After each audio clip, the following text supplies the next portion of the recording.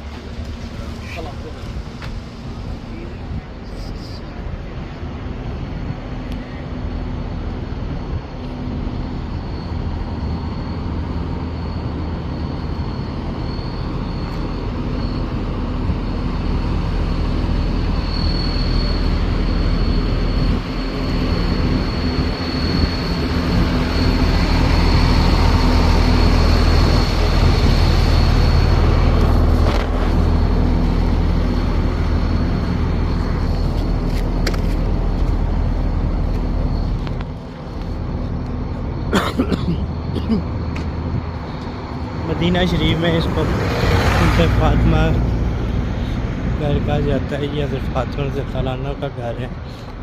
इस नाम से ज़ियारत को मंसूब किया जाता है।